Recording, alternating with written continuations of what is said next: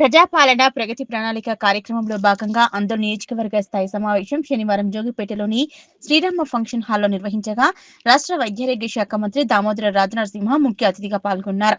ఈ సందర్భంగా మంత్రి మాట్లాడుతూ ప్రతి పౌరుడికి నాణ్యమైన విద్యతో పాటు సమగ్ర వైద్య సేవలు అందించడమే రాష్ట్ర ప్రభుత్వ ప్రధాన లక్ష్యమన్నారు.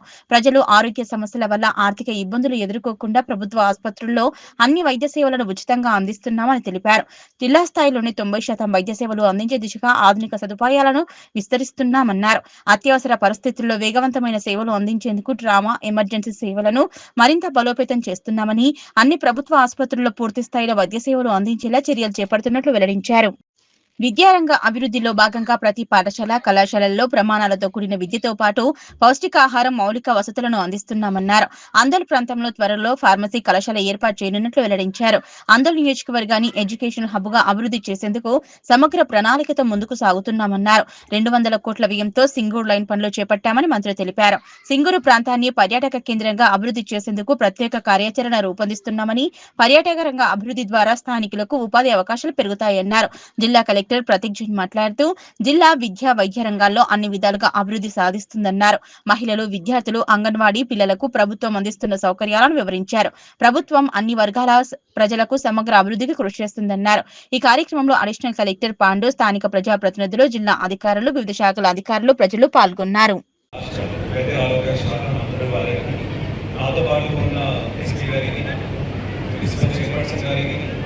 వాళ్ళతో పాటు వివిధ ఊరు నుంచి వచ్చిందే అని చూస్తే ఫస్ట్ ఆనందంగా రావడం జరిగింది. చాలా మంది నుంచి వెళ్ళాను, దానిసార్లు ఎడ్యుకేషన్ ఏర్పాటు చేశారు. కానీ వస్తు రెండు సైడ్ రావాలి అన్ని స్కూల్స్ అన్ని కాలేజెస్ అసలు నాది 6 స్టేట్స్ అనుకోవచ్చు. తెలంగాణ, ఆంధ్రాబాద్, ఆసిఫాబాద్, రంగారెడ్డి, బాలాబాద్, కానీ అన్ని పాలిటెక్నిక్ కాలేజెస్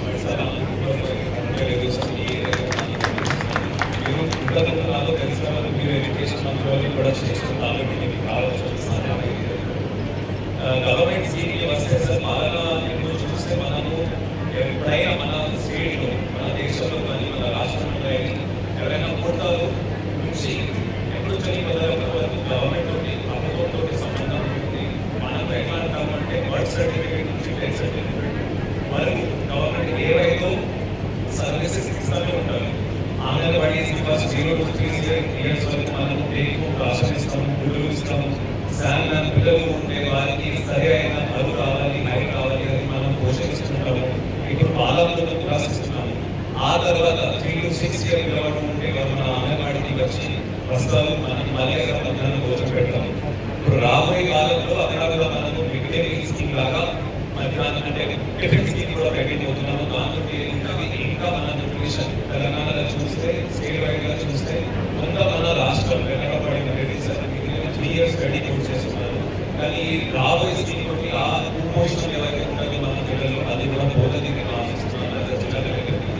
ఎందుకు అంటే మనం వేరే రకమైన వాళ్ళు 40 years కావచ్చు, ఫ్యూచర్ మన పిల్లలు అదే వాళ్ళు మన 100 years వరకు తెలంగాణకి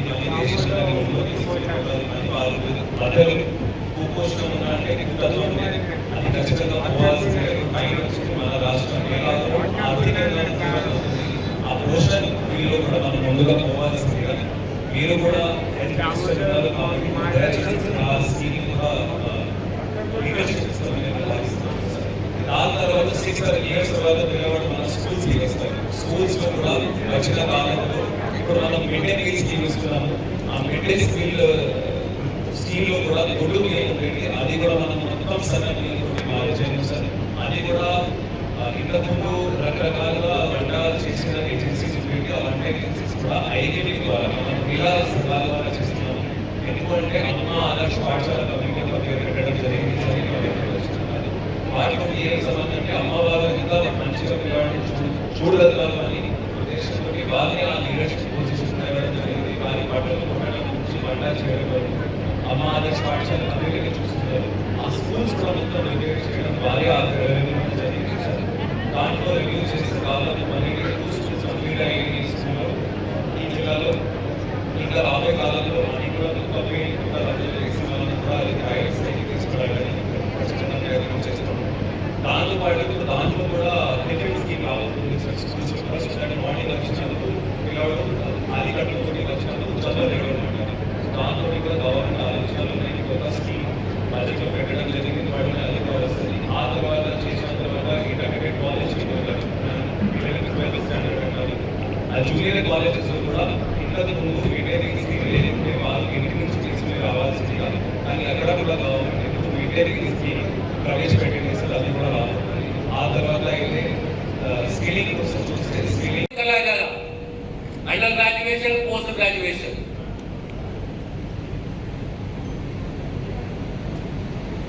నర్సింగ్ కాలేజ్ తెచ్చుకున్నాం మనం.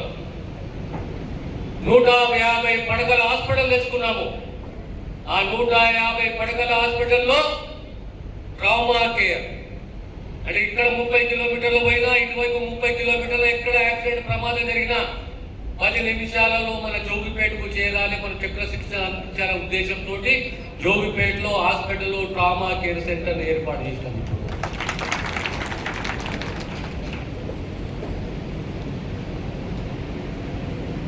ఈరోజు మనకు వట్టిపల్లి కేంద్రంగా 30 పడకల హాస్పిటల్, కంకోలో ఓ పిఎస్సి, రాబోయే కాలంలో అల్లాదులో 24/7 పిఎస్సి, సిగితంలో పిఎస్సి, సుల్తాన్పూర్లో పిఎస్సి, సుల్తాన్పూర్లో కస్తూర్బా, మరవెల్లిలో కస్తూర్బా. మన ప్రాంతము ఎడ్యుకేషన్ హబ్గా మారాలి. రేపు లా కాలేజ్ కావాలి. మనం ఒక కాలంలో ఆలోచిస్తుండే ఇవన్నీ వస్తే మా ఇంటికి ఏమొస్తుందో ఆలోచిస్తుండే మా లీడర్లు, మా కార్యకర్తలు, మా ప్రజలు. అవును సార్, ఇవన్నీ వస్తే మాకేమో వస్తున్నారా అంటే ఇప్పుడు మీకు అర్థం కాదు. ఇంకో 10 ఏళ్ళు కానీ 15 ఏళ్ళు కానీ మీకు అర్థం లేదంటే ఇప్పుడు అర్థమవుతున్నది. ఒక సంగారెడ్డి జోగిపేట పట్ల జేఎన్టీ ఎందుకు వచ్చిందో ఇప్పుడు అర్థమవుతుంది. 200 కోట్ల రూపాయలతో బస్వాపూర్ ప్రాంతంలో ఇంటిగ్రేటెడ్ ఇండియా ఇంటిగ్రేటెడ్ స్కూల్ రాబోతున్నది ఇంకొక సంవత్సరంలో. ఈరోజు మునిపల్లికు తెలంగాణ పబ్లిక్ స్కూల్. ఈరోజు అన్ని సంస్థలు, ముఖ్యంగా ఈ కంపెనీస్, ఈ ఫ్యాక్టరీస్, ఈ కార్పొరేట్ హౌసెస్ ధన్యవాదాలు తెలియజేస్తున్నారు. మా ప్రతి ఒక్క కస్తూర్బాలే కానీ, మోడల్ స్కూలే కానీ, పాలిటెక్నికే కానీ, రెసిడెన్షియల్ స్కూల్ ప్రతి దానికి వాళ్ళు అన్ని సౌకర్యాలు, రిపేర్స్, కొత్త నిర్మాణాలు, beds, bunker beds, stoves, dining table, ప్రతి ఒక్క కళాశాలకు, రెసిడెన్షియల్ స్కూల్కు, కాలేజ్కు ఇచ్చిన ఆ కంపెనీస్కు, ఆ యజమానికి నా మనస్ఫూర్తిగా ధన్యవాదాలు తెలియజేస్తున్నాను. అయినా సరిపోలే, ఇంకా కావాలి, ఇంకా తెచ్చుకోవాలి. మనం అందువల్ల కాన్స్టిట్యూన్సీలో ప్రతి ఒక్క విద్యా సంస్థ ఒక ఉదాహరణగా మారాలి యావత్ తెలంగాణ రాష్ట్రానికి.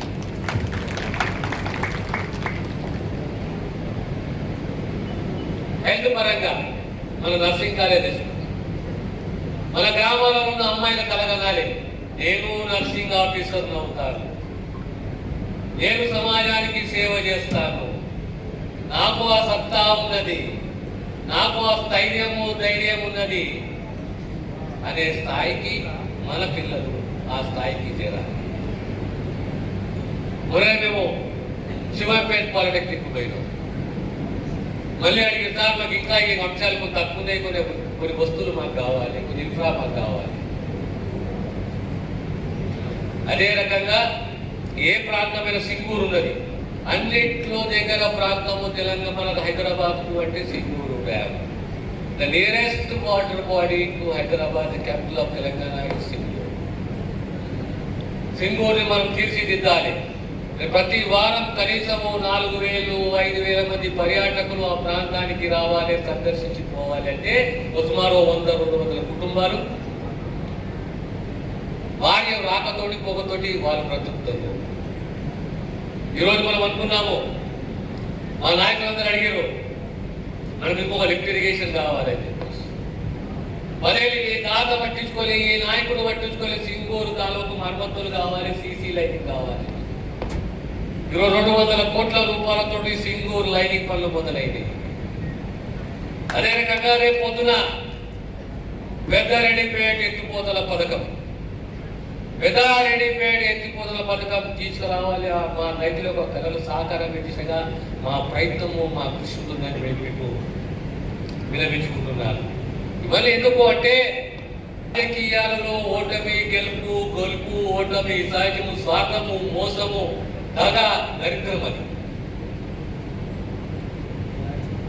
నాయకత్వం పారదర్శకత ఉండాలి. నాయకుడు ఆదర్శవంతుడుగా ఉండాలి. నమ్మించి మోసం చేయకూడదు. డబ్బు సర్వం కాదు. ఈరోజు మనం రాజశేఖర రెడ్డి గారిని గుర్తు చేసుకుంటాం, ఈరోజు ఇందిరామ్మని గుర్తు చేసుకుంటాం, ఈరోజు నెహ్రూని గుర్తు చేసుకుంటాం. నాయకత్వం అనేది దార్శనికత్వంతో ఉండాలి.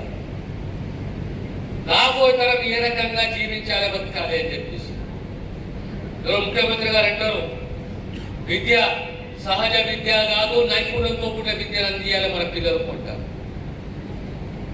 Education with skill, because this is a competitive world, cut throat world.